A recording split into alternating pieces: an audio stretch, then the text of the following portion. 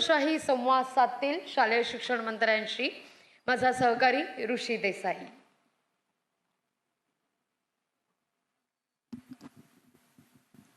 शालेय शिक्षण मंत्री दीपक केसरकर यांचं लोकशाहीच्या मंचावर स्वागत करतो. थोडंसं गाववाला म्हणून लिबर्टी पण घेतो आणि संवादाला सुरुवात करतो. अगदी पहिला प्रश्न, आजच्या सामन्यातली आलेली हेडलाईन. आज सामन्यात एक ओळ आली आहे की इंग्रजी शाळांना आता मराठीची सक्ती नाही. असं का बरं वागलात तुम्ही? एक गोष्ट अशी आहे की सामनाचे संपादक कोण आहेत तुम्हाला माहिती आहे. पण बातमी तर बातमी आहे ना. हे बघा, मराठीची सक्ती 100% बरोबर आहे, परंतु ही सक्ती करून किती वर्ष झाली हा सुद्धा प्रश्न आहे. जो मुलगा 6वी 7वीमध्ये आहे तो 6वीपासून 10वीपर्यंतचा अभ्यासक्रम हा कव्हर करू शकत नाही. शेवटी सक्ती पाहिजेच, परंतु ही जी सवलत आहे ही फक्त 3 वर्षासाठी आहे. म्हणजे ज्यांनी पहिलीपासून मराठी शिकायला सुरुवात केलं ते ज्यावेळेला 8वी 9वी 10वीला येतील त्यावेळेला त्यांना मराठी परिचित झालेलं असेल आणि त्याच्यामुळे फक्त 3 वर्षापुरतं त्याला गुणांकन ठेवलेलं आहे. 3 वर्षानंतर आपल्याला रेग्युलर पेपर त्याचा द्यायला लागेल. आणि ही अडचण ही कुठल्या इंग्रजी शाळांची वगैरे नव्हती, तर ती विद्यार्थ्यांची अडचण होती. आणि शेवटी शिक्षण कोणासाठी असतं? ते विद्यार्थ्यांसाठी असतं. एखादा मुलगा केवळ मराठी येत नाही किंवा सुरुवातीपासून तो मराठी शिकलेला नाही म्हणून त्याने 10वीमध्ये पास व्हावं, नापास व्हावं का, हा प्रश्न असतो. आणि त्याच्यामुळे आता त्यांना पुरेशी संधी मिळेल मराठी व्यवस्थित शिकण्याची. मराठी विषय अजिबात अभ्यासक्रमातून काढलेला नाही आहे. फक्त स्कोरिंग जे सब्जेक्ट आहे त्याच्यामध्ये मराठी हा विषय 3 वर्षानंतर त्यांनासुद्धा सगळ्यांना हे पेपर द्यायला लागतात. अगदी एक महत्त्वाचं म्हणजे आता आपण मराठी भाषा विभाग म्हणून प्रचंड कार्यरत आहोत. लोकांपर्यंत, जास्तीत जास्त लोकांपर्यंत मराठीबद्दल ममत्व, प्रेम आणि त्याचा प्रसार व्हावा म्हणून हे काम करत असताना अशा प्रकारची जी सक्ती नव्हती, पण ते निर्णय हळूहळू मुलं शिकली असती ना. म्हणजे आम्ही 4थी 5वीत आज जी मोठी गणितं जे आत्ता आम्हाला कळत आहेत, प्रमेय, ती गणितं तेव्हा आम्ही शिकलो. गणिताच्या परिभाषेचा जर आम्हाला त्रास होत नसेल तर मराठीचा कसा त्रास होऊ शकतो? नाही, मराठीचा त्रास होण्याचा प्रश्न उद्भवत नाही. जो अभ्यासक्रम सेंट्रल बोर्डने मराठीसाठी तयार केलेला आहे तो त्या विद्यार्थ्यांना या स्थितीमध्ये पेलवला नसता. इंग्रजी आपण उशिरा शिकलो, समजा 5वीपासून शिकलो, तरी पण 5वीची संधी तरी आपल्याला मिळाली. जो मुलगा 8वीमधून थेट 9वीमध्ये जाणार त्याला ती संधी मिळत नाही. आणि त्याच्यामुळे एक गोष्ट लक्षात घेतली पाहिजे की ही कुठल्याही शाळांची मागणी नव्हती, ही विद्यार्थ्यांची मागणी होती. आणि शेवटी विद्यार्थ्यांसाठी शिक्षण आहे आणि हे शिक्षण शिकत असताना मराठी त्यांना 100% आलं पाहिजे याच्याबाबत मी पर्टिक्युलर आहेच. परंतु केवळ मराठी येत नाही म्हणून एखादा मुलगा फेल होणं हे सुद्धा चुकीचं आहे. आणि त्याच्यामुळे गुणांकन पद्धत ठेवलेली आहे. याचा अर्थ असा नाही की मराठी विषय वगळलेला आहे. मराठी विषय घ्यायलाच लागेल, परंतु गुणांकन पद्धत राहील त्याच्यासाठी. अगदी तुम्ही मला वाटतं कार्यभार स्वीकारला आणि पहिले जे काही निर्णय होते त्यातला एक महत्त्वाचा निर्णय होता तो म्हणजे वह्यांचं ओझं नको म्हणून पुस्तकाला आता कोरी पानं जोडण्याचा निर्णय होता. खरं तर अशा पद्धतीचा निर्णय घेऊन खरं तर ते ओझं तसंच राहिलं असं शिक्षकांचं आणि विद्यार्थ्यांचं सूर आहे. त्या निर्णयानं काय साधलं? एक गोष्ट अशी आहे की आपण फक्त शहरांचा विचार करतो. ग्रामीण भागामध्ये अनेक पालक असे असतात की ज्यांना आपल्या मुलांना वह्या विकत घेणं सुद्धा शक्य होत नाही. आम्ही पुस्तकं मोफत द्यायचो, परंतु वह्या कधीच मोफत दिलेल्या नव्हत्या. म्हणून पहिला निर्णय असा आहे की 1लीपासून 8वीपर्यंतच्या मुलांना सर्व वह्या मोफत द्यायच्या. आणि मग वह्या मोफत देत असताना जर तुमच्या धड्याच्या नंतर पान असेल तर तो मुलगा लगेच त्याचे नोट्स घेऊ शकतो. आणि म्हणून सगळे जे तुमचे धडे असणार हे एकाच पुस्तकामध्ये असणार. म्हणजे तुम्हाला शोधायला लागणार नाही की माझं इतिहासाचं पुस्तक कुठे गेलं, भूगोलाचं पुस्तक कुठे गेलं, गणिताचं पुस्तक कुठे गेलं किंवा त्याची वही कुठे गेली. सगळी पानं एकाच ठिकाणी असणार, त्याच्यामध्ये पुस्तकाची पानं असणार. आणि हे एकच पुस्तक असणार जे तुम्हाला पहिल्या तिमाहीपर्यंत न्यायला लागणार. शाळेत जाताना तुम्ही एकच पुस्तक घेऊन जाणार ज्याच्यामध्ये वह्यासुद्धा असणार. आणि त्याच्यामुळे जे बोलतात त्यांना हे नेमकं काय तेच माहिती नाही. आणि त्याच्यामुळे एवढी जी पुस्तकं तुम्ही वेगवेगळ्या विषयाची नेता, समजा 6 विषय असतील तर 6 विषयाची पुस्तकं, 6 विषयाच्या वह्या, हे काही राहणार नाही. तुम्ही फक्त एक पुस्तक घेऊन शाळेत जाणार. अगदी विद्यार्थ्यांचा विषय आला, गावखेड्याचा विषय आला, म्हणून चॅनलचे मॅनेजिंग हेड नायडू सर यांनी एकदम मला विषय बोलला होता आणि तो विषय मी आज तुमच्याकडे मांडतो. मुलांमध्ये शिक्षण शिकताना, विद्यार्थी जगताना आणखीन खूप गोष्टी असतात. त्या गोष्टी परिस्थिती आड येतात म्हणून तिथल्या तिथे थांबतात. खरं तर आपण सिंधुदुर्ग जिल्ह्यातलेच आहेत. डोंगर माथ्यावर अनेक अशा शाळा आहेत किंवा अनेक अशी मुलं आहेत की जिथे फक्त गावं आहेत. या गावातल्या मुलांकडे ना फक्त बूट नाही म्हणून त्या धावण्याच्या स्पर्धेत ती मुलं जात नाहीत. निदान पहिली टर्म म्हणून जरी एका छोट्या मुलींसाठी जरी सरकार असा विचार, म्हणजे मी प्रस्ताव म्हणून मांडतोय चॅनल म्हणून, की अशा गावखेड्यातल्या मुलींना जर त्यांना पीई आणि पीटीचे जरी बूट मिळाले तरी त्या मुली धावू शकतात. म्हणजे पूर्वीच्या काळी तो काळ होता की ज्यावेळी शर्ट कपडे नाहीत म्हणून त्या धावत नव्हत्या, टी शर्ट किंवा पॅन्ट्स नसतील म्हणून. तशी बुटाची गोष्ट आहे. सरकार म्हणून याचा गांभीर्यानं आपण विचार कराल का? एक गोष्ट अशी आहे की ज्याप्रमाणे मी वह्यांचा निर्णय घेतला तसा दुसरा निर्णय घेतला तो युनिफॉर्मचा घेतला. युनिफॉर्म पूर्वीच्या काळामध्ये फक्त शेड्यूल कास्ट आणि दारिद्र्य रेषेखालच्या मुलांना दिले जात होते. मुलं ही मुलं असतात, एकामेकाच्या शेजारी बसलेली असतात. त्यांना वाटतं माझ्या शेजारच्या मुलाला युनिफॉर्म मिळतोय, मला का नाही. आम्ही आता असा निर्णय घेतला की सगळ्याच्या सगळ्या मुलांना युनिफॉर्म द्यायचा. मुलांमध्ये कुठलाही असा मतभेद ठेवायचा नाही. आणि लेट मी कम्प्लीट. तुम्हाला तेच मी सांगतोय की मी ग्रामीण भागातून आलेलो आहे आणि त्याच्यामुळे मुलांना अनवाणी शाळेत जाताना मी बघितलेलं आहे.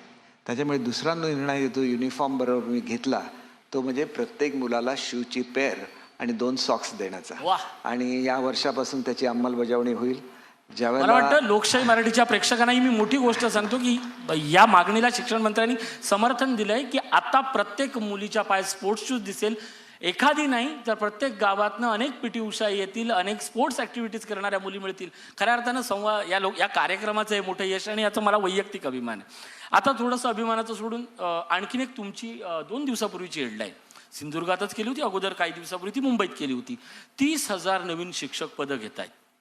मी केसरकरांना ओळखतो, केसरकर घेणार, पण मी त्याच्या अगोदर तावडेंनाही ओळखायचो. तावडेंनी मला सांगितलं होतं की मी 27,000 शिक्षक भरती घेतोय. त्या 27,000चं प्रकरण कुठे थांबलंय आणि 30,000चं प्रकरण कधी सुरू होणार? एक गोष्ट अशी आहे, म्हणजे अनेक मुलांच्या मनामध्ये संभ्रम आहे की 2017मध्ये जी लिस्ट सुरू झाली, म्हणजे लागलेली होती, त्याच्यामधली काही मुलं शिल्लक होती, त्यांना नोकऱ्या मिळणार की नाही.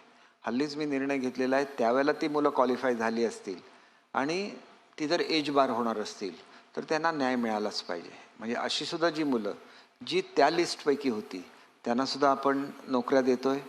आणि ज्या मुलांनी परीक्षा दिलेल्या आहेत त्यांचे रिझल्ट तयार झालेले आहेत, आता फक्त त्यांना नोकऱ्या देण्याचं बाकी आहे. एका वेळेला 30,000 मुलांच्या त्यांची मार्कलिस्ट तयार झालेली आहे.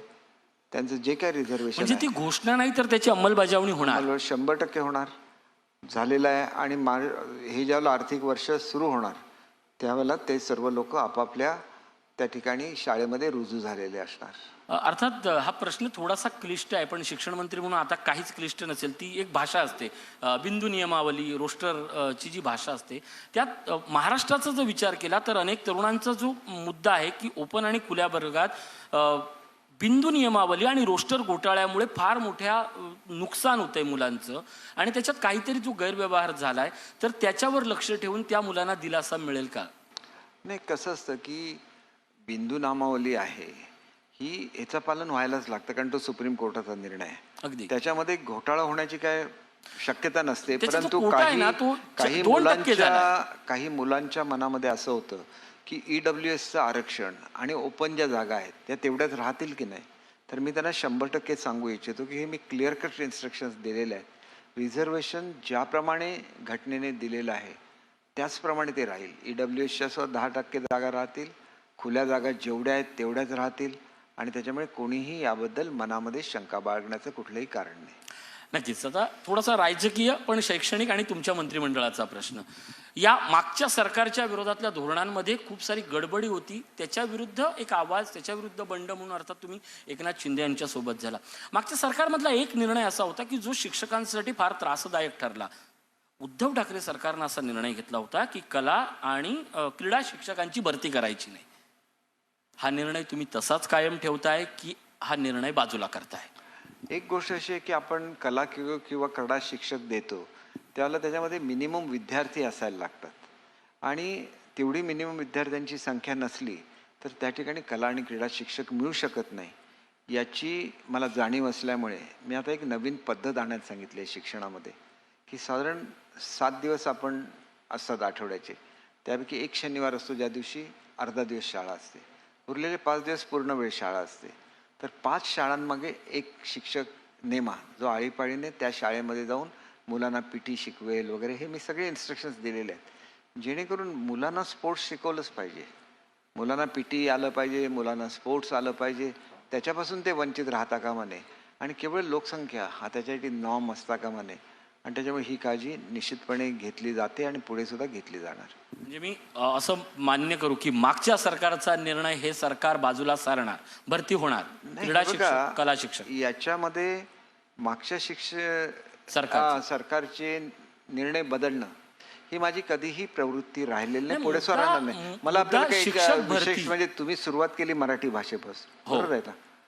यांनी कधीही महाराष्ट्राला सांगितलं नाही की मराठी भाषेवर संशोधन करणाऱ्या आमच्या 4 संस्था आहेत ज्याच्यामुळे आज मराठीचं संवर्धन होत आहे, मराठीचं संशोधन होत आहे आणि मराठी टिकवण्यामागे फार मोठा वाटा हा साहित्य मंडळ असेल, विश्वकोश असेल, या सगळ्या आमच्या मंडळांचा आहे.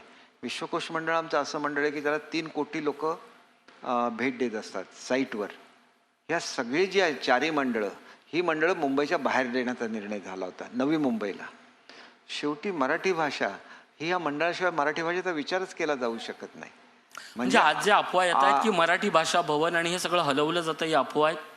मराठी भाषा भवन हे मोठं बांधलं जात आहे आणि जे विभाग मराठीचे मुंबईच्या बाहेर जाणार होते हे आता मुंबईतच राहणार आहे आणि मी शालेय शिक्षण विभागाची जागासुद्धा मराठी भवनाला दिली आहे आणि अतिशय भव्य असं मराठी भवन हे मुंबईला उभं राहतं. काल मी त्याचं प्रेझेंटेशन दाखवलं होतं, कदाचित आपले पत्रकार स्वतः असतील, परंतु जनरल हे प्रेझेंटेशन प्रत्येकाने बघितलं पाहिजे, केवढं भव्य ते होतं आहे आणि सगळं तुम्हाला एका ठिकाणी बघायला मिळेल. दुसरी गोष्ट अशी आहे की जे साहित्यिक मुंबईमध्ये येतात त्यांची राहण्याची अडचण असते आणि म्हणून आमचं जे उपकेंद्र जिथे हे सगळे ऑफिसेस जाणार होत्या तिथं आम्ही त्यांच्या निवासाची व्यवस्था केली आहे. तिथं ॲम्पी थिएटर्स असतील, डिस्कशनसाठी रूम्स असतील, लायब्ररीज असतील. शेवटी साहित्यिकांना या सुविधा दिल्याच पाहिजेत.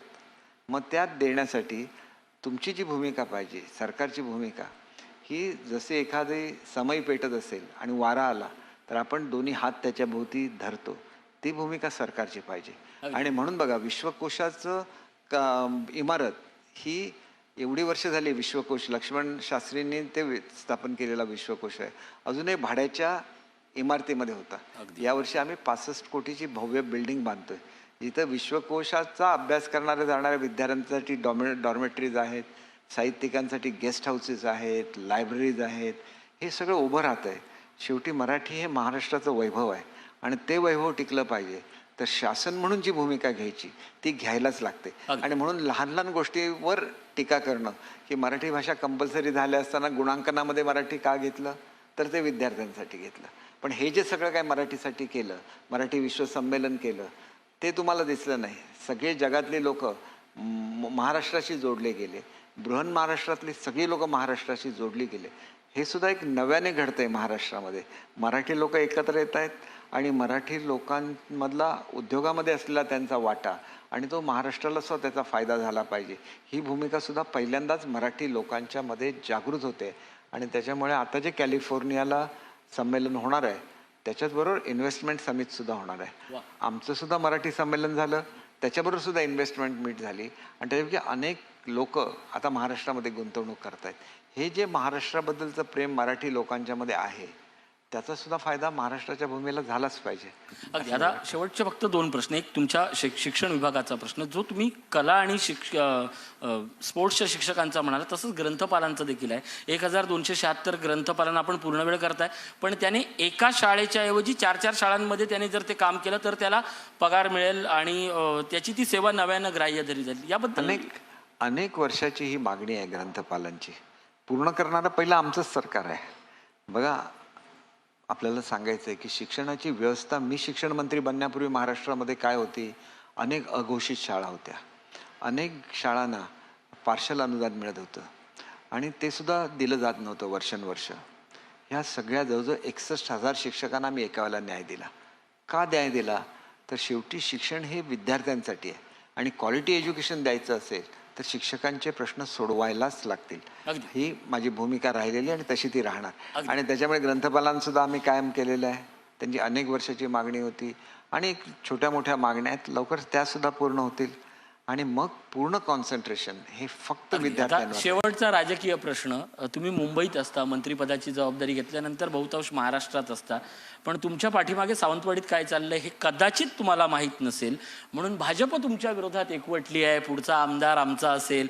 काल तर पालकमंत्री रवींद्र चव्हाण, बहुतेक तुमचे ते मित्र असावेत असा माझा अंदाज आहे, त्यांनी सांगितलं इथं निधीच आला नाही 14 नंतर काही. त्यावेळी तुम्ही पालकमंत्री होता. कुठल्या योजना होत नाहीये, तुमचाच मित्रपक्ष शड्डू ठोकून आहे. आमदार म्हणून केसरकर त्यांना नको आहेत. एक गोष्ट अशी आहे की जिल्हा नियोजन मंडळाचा निधी आज 5 वर्षानंतर ते मंत्री झालेत, त्यावेळेला तो 150 कोटीचा आहे आणि मी असताना तो 250 कोटीचा होता. 250 कोटीवर नेलं कोणी? शेवटी असं आहे की बोलणारा मनुष्य काही पण ते बोलू विरोधक शकतो. नाही आहेत ना, मित्र आहेत ना तुमचे. ते मित्र आहेत. हे बघा, तो आपल्याला माहिती आहे की कपटी मित्रापेक्षा दिलदार शत्रू चालतो. तर मी काय त्यांना कपटी मित्र म्हणणार नाही, परंतु सोनाराने कान टोचायला लागतात. त्याच्यामुळे श्रेष्ठी त्यांचे कान टोचतील याची मला खात्री आहे. तुमचे कारण श्रेष्ठी? पालकमंत्री त्यांचे श्रेष्ठी, माझे श्रेष्ठी नाहीत. कारण पालकमंत्री स्टेजवर असताना असं वक्तव्य करण्याची पक्षशिस्तीच्या दृष्टीने कोणाची हिंमत होता का? याची गंभीर दखल तुम्ही घेतली आहे. आणि तुम्हाला एक गोष्ट सांगतो की माझ्या मतदारसंघामध्ये जे नव्हतं, जिथं हॉस्पिटल नव्हती, हॉस्पिटल उभी राहत आहेत. जिथं पंचायत काहीच समितीच्या काम नाही इमारती झालंय, हा नव्हत्या, दावा आहे जाहीर सभेतला. काहीच काम नाही झालंय. अहो जी कामं झाली ती मग कोणी केली हा प्रश्न आहे. आता मी तुम्हाला उदाहरण देतो. वेंगुर्ल्यासारखं शहर आहे, तिथं कॅन्डी डिस्पेन्सरी नावाची डिस्पेन्सरी होती. तिथं आज 50 कॉटचं रुग्णालय उभं राहिलं आहे. पंचायत समितीची इमारत नव्हती, पंचायत समिती उभी राहिली. अनेक गोष्टी उभ्या प्रत्येक तालुक्यात राहिल्या. जिथं क्रीडा संकुलं नव्हती, क्रीडा संकुलं उभी राहिली.